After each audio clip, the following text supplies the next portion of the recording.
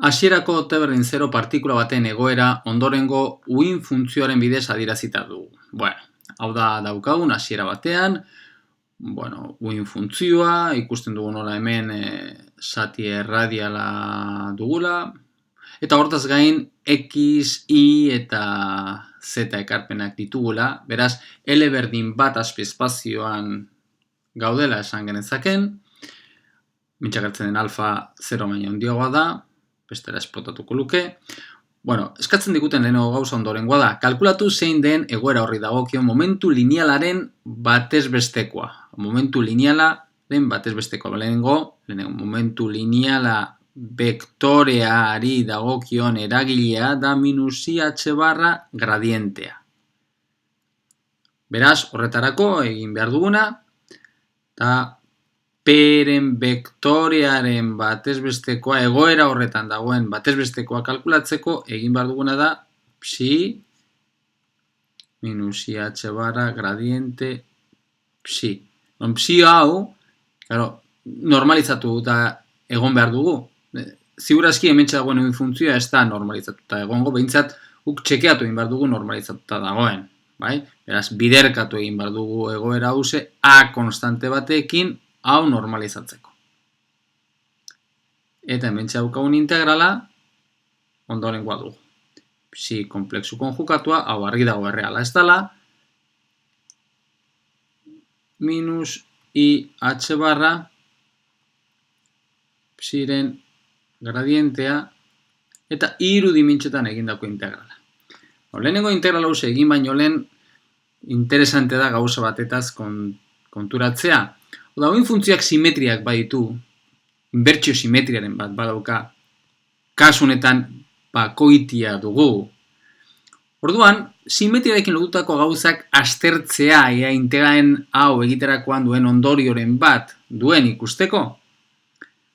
Eragia bera baita bakoitia dugu.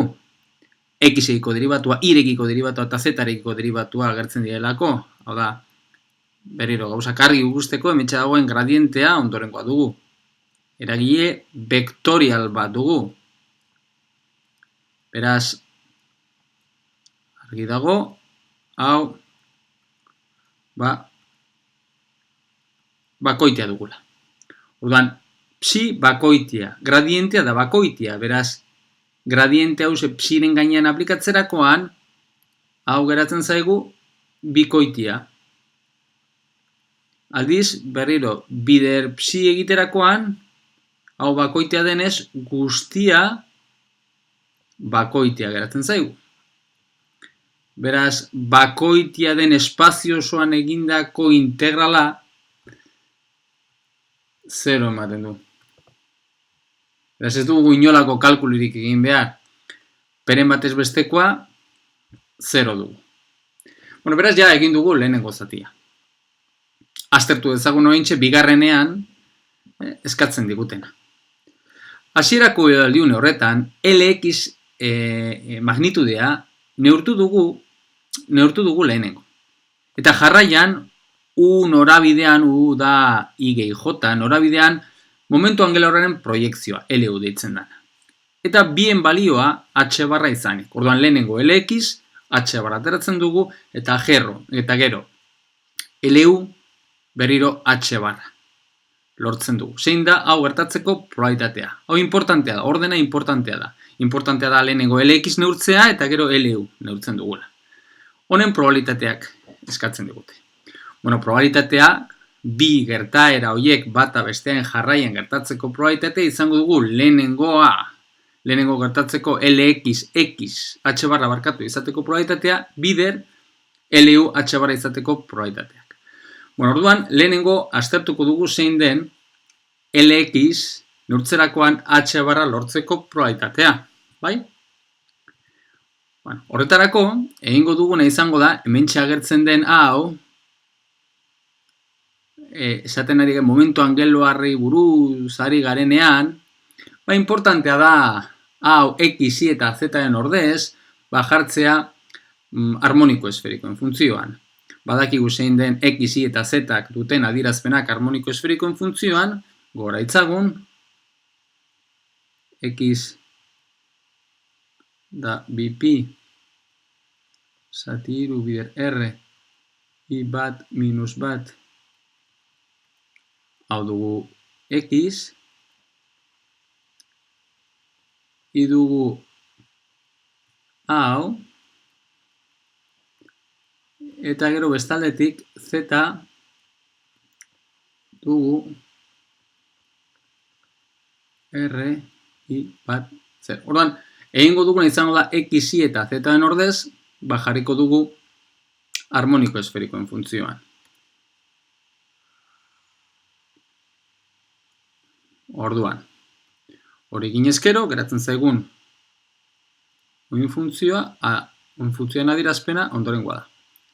A da normalizazio konstantea, R eber minus alfa R karratu, BP zati iru biren,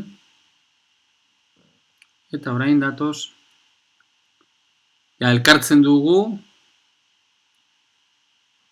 harmoniko esferikoak, hau izango litzateke I bat bati dagokion koefizientea,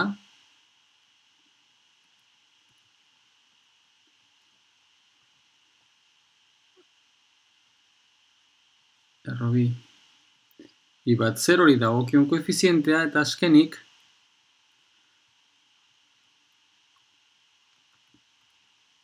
dugu I bat minus bati dagokion koefizientea. Beraz, hau da daukagun uin funtzioa.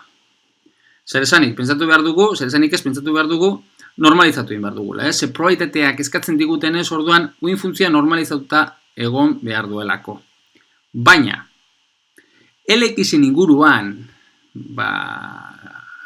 galdetzen digutenez, LX-in inguruko probabilitateak galdetzen digutenez, guri batez ere importatuko zaiguna izango da zati angeluarra.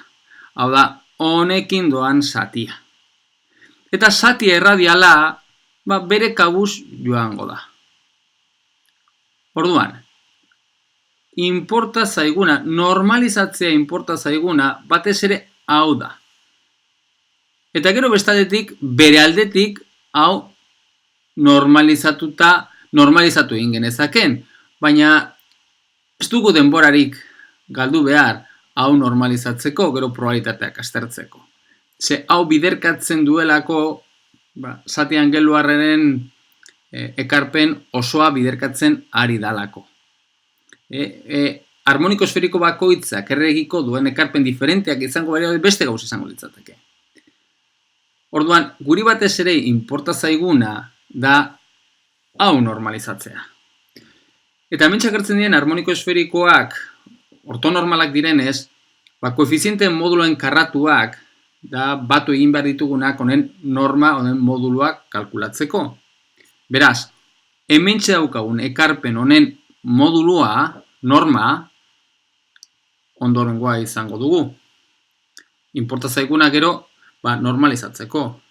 Da, lehenengo honena, minus bi, minus erro iru, minus I, karratua, gero bigarrena,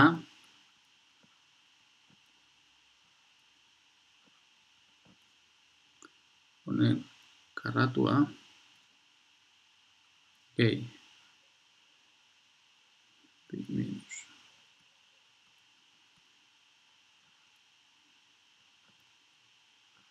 Karratu. Bueno. Hau da, egin behar duguna, honen modula egiteko, eta hauze garatzen baduzu, honen karratuak garatzen badituzue, hemen ateratzen dena da C.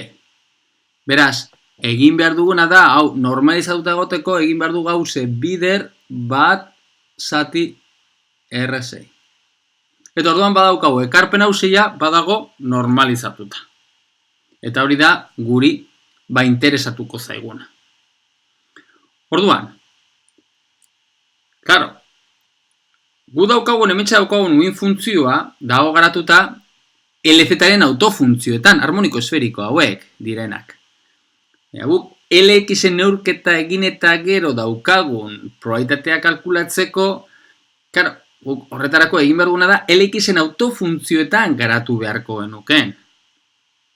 Beraz, LX-en autofuntzioak izango direnak dira, horan daukagun uin funtzio hau, garatu beharko genuken, balako LX-en autofuntzioak. Hori bai, L berdin bat azpiespaziokoak. Eta LX-en autofuntzioi daukien autobalioak LZ-aren berdinak izango dira. H barra, beraz hau izango litzateke LX-en autobalio H barra duen autofuntzioa L berdin bat azpiespazioan duguna. B. 0 EC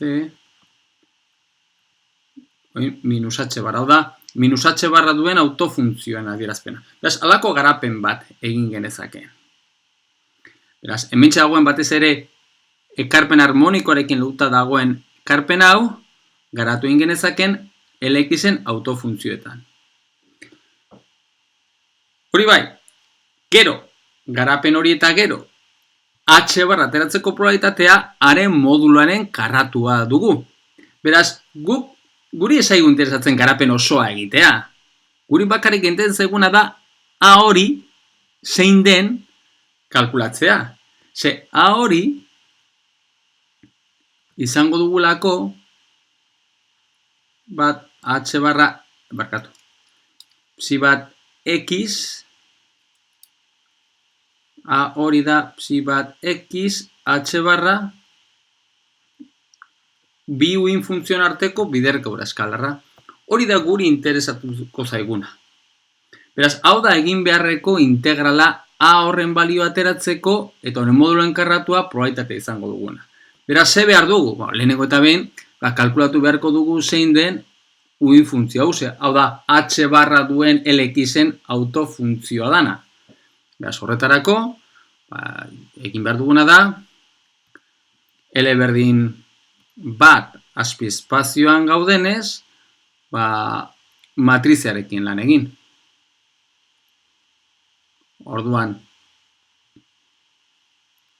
LX-en matriziak lehenengo kalkulatu, betiko eran L plus gehi L minus ati bi bezala jar dezakegu, eta adierazpen matriziala hause dugu. Eta gero, adierazpen matriziala izan da, kalkulatu zein den H barra duen autofuntzioa. Eta H barra duen autofuntzioaren adierazpena, ja normalizatuta, hori importantea da, probabilitatea kalkulatzeko eta hause dugu. Orduan,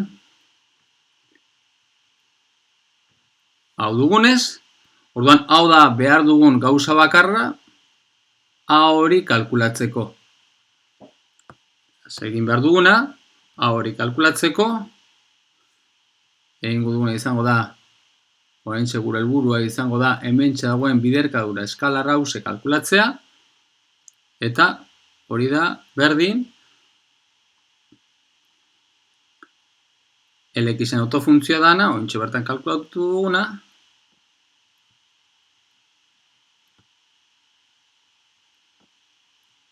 hau dana, biderkadura eskalarra, uin funtzioa, baina uin funtzioan bakarrik guri interesantuko zaiguna da ekarpen angeluekin lotutako ekarpena, beste R hori edozein bat izan daitekelako, baina R-ekin doan ekarpena ja normalizatuta dagoela kontxiatzen dugunez, orduan guri zentratuko gara angeluekin doan ekarpenean.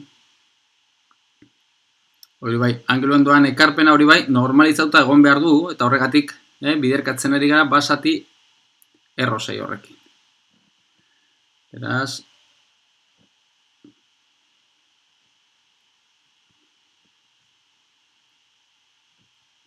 uste dugu, berriro hementxe jartzen ari naiz,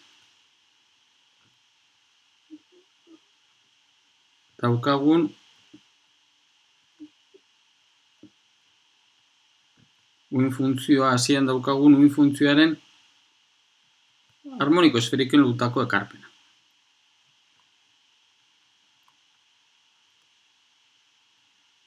Azkenik, hau da, dugun azkeneko ekarpena, eta orain egin behar dugu bi hauen arteko biderko eskalarra. Azten gara, lehenengo hau, bider hau egiten dugu, eta bi koefizienten arteko biderkaura izango dugu, gero hau bider bigarrena egiten dugu, baina hori 0 izango dugu, ze harmoniko esferikoak ortogonalak direlako, ortonormalak direlako, eta hori aprobetxatu dezakegu hortik zuzenean ateratzeko zein den biderkaura eskalarra. Beraz, izango da, lehenengo eta ben, hau bider hau, gehi hau bider hau, gehi azkenik bat zati bi bider hau. Hori egiten dugu, eta hori txukun egiten badugu, atera dezakegu haren balioa dala minus bat zati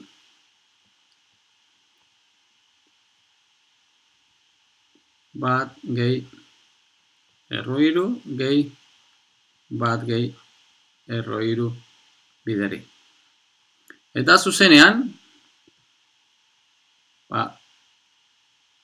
x neurtzerakoan, lx neurtzerakoan, h barra ateratzeko probabilitatea, haren moduloa enkarratua izango dugu, eta hori dugu honen berdin. Bueno, badaukagu ja lehenengo zatia. Egin dugu zein den lx neurtzeko probabilitatea. Baina, lx h barra izan da, orain, uin funtzioa aldatzen da.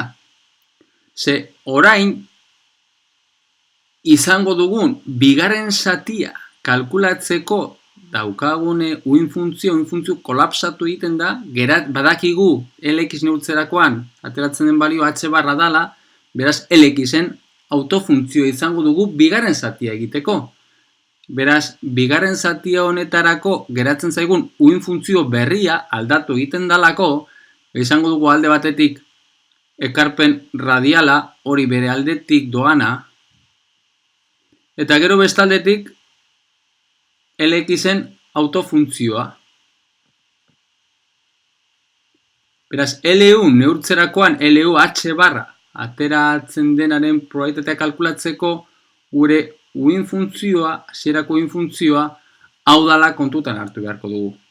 Eta berriro, guri inportan zaiguna da, hau bere aldetik, erreren ekarpen aldetik, hau normalizatu dagoela suposatuko dugu, eta hau da normalizatuta egon behar dana. Ere, gure kalkulak egiteko badagoena.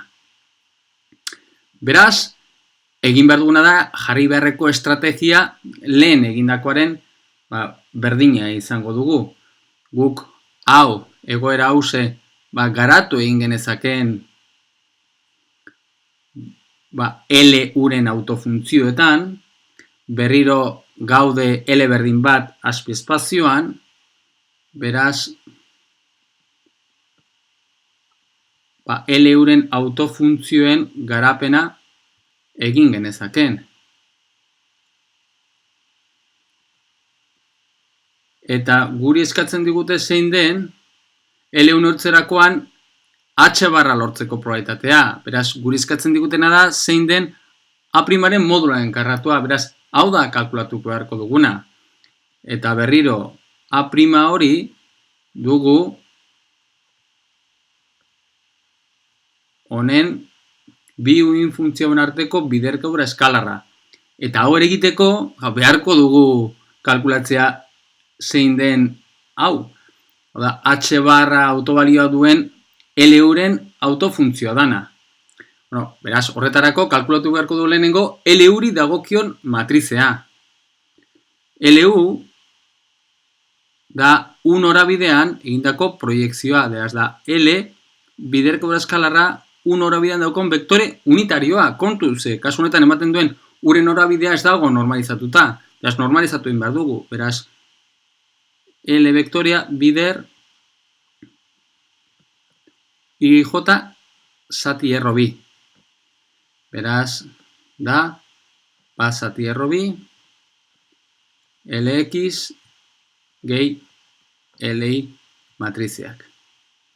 Beraz, lehenengo egin behar dana da LI den matrizia kalkulatu, eta ja aurretik daukagun LX-ekin, aterako dugun L-uri dagokion adierazpen matrizia ondorengoa dela.